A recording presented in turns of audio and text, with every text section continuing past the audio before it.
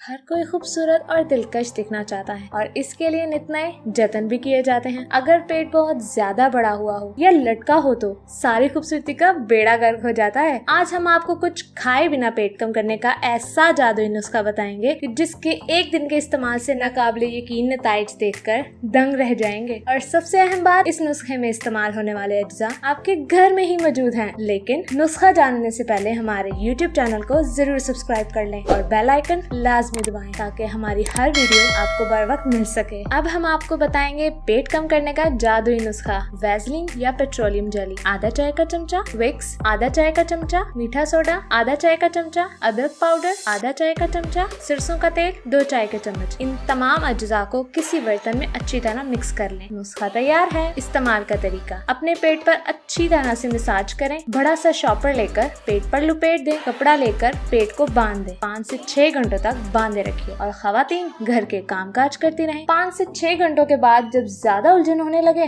तो खोल लें। टिश्यू की मदद से पेट को साफ कर लें, लेकिन एक एहतियात, खोलने के फौरन बाद पंखे के सामने ना बैठे और नहाने से भी इज्तनाब करें। आधे घंटे बाद नहा लें। चूँकि मर्द हजरात को घर से बाहर जाना पड़ता है तो वो किसी भी फारिग वक्त में ये पेट पर लगाकर आधा घंटा तेज तेज वॉक करें। इंशाल्लाह काफी फायदा होगा।